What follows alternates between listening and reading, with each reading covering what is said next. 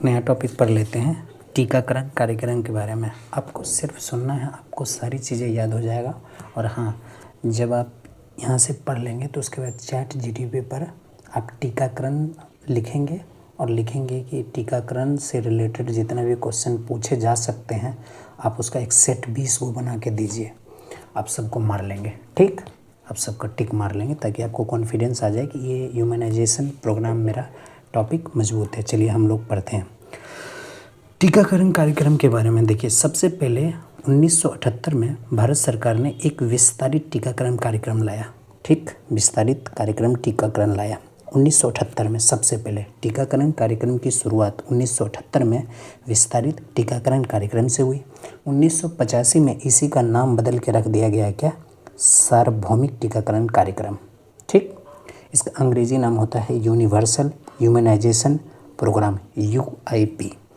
ये कौन सा मंत्रालय देखता है? स्वास्थ्य एवं परिवार कल्याण मंत्रालय देखता है। क्या ये बात क्लियर हुआ?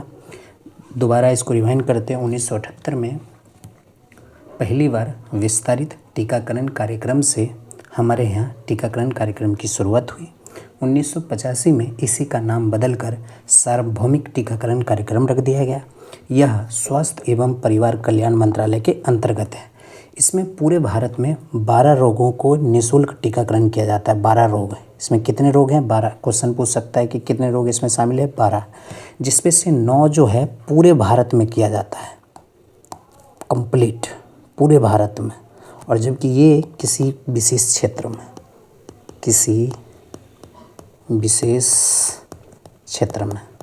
ठीक, अगर कोई पूछता है कि पूरे भारत में 12 रोगों के निःशुल्क टीकाकरण किया जाता है तो वो ऑप्शन गलत हो जाएगा, क्योंकि पूरे भारत में केवल 9 रोगों का ही निःशुल्क किया, किसी खास क्षेत्र में 3 का, टोटल मिला के 12 हो जाता है। कौन कौन सा है?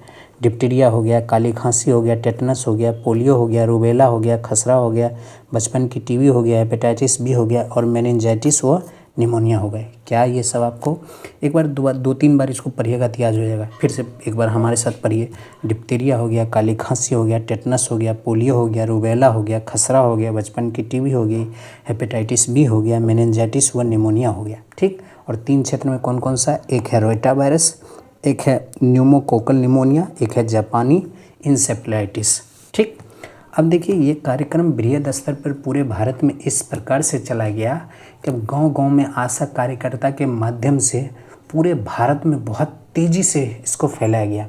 और इसी का वजह है कि पूरे भारत में क्या हुआ, जीरो डोज बच्चे भी नहीं हुए। जीरो डोज बच्चे का मतलब जिनको एक भी टीका नहीं लगा।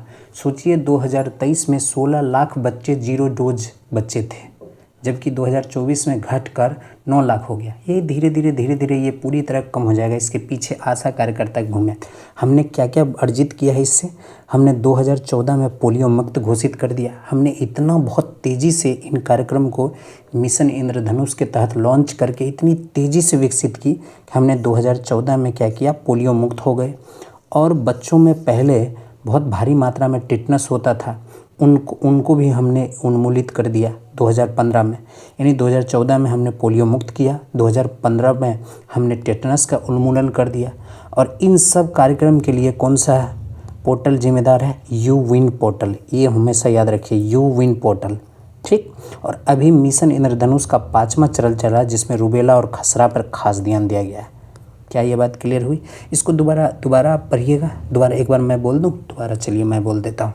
आपको बस सुनना है, कान लगा के सुनना, कहीं और ध्यान नहीं देना। ठीक, 1978 में, माफ़ कीजिए, 1978 में सबसे पहले विस्तारित टीकाकरण कार्यक्रम शुरू किया गया।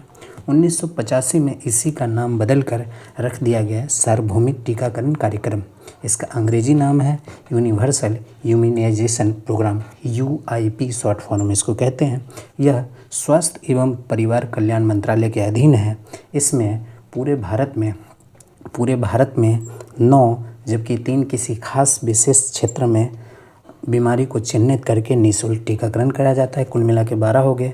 उन 9 जो पूरे भारत में किए जाते हैं उनमें से है डिप्टीरिया, काली खांसी, टेटनस, पोलियो, रूबेला, खसरा, बचपन की टीबी, हेपेटाइटिस बी, मेनिंजाइटिस और निमोनिया।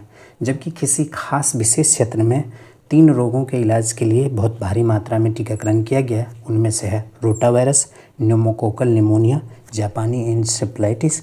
इन सब का परिणाम क्या हुआ कि 2014 में भारत में पोलियो मुक्त घोषित किया गया, 2015 में टेटनस उन्मूलन घोषित किया गया और ये सब कार्यक्रम जो है यूविन पोर्टल के माध्यम से विस्तारित किया गया। और साथ ही अभी मिशन इंद्रधनुष का 5वां चरण चल रहा है जिसमें रूबेला और खसरा को क्या किया गया, फोकस किया गया। धन्यवाद।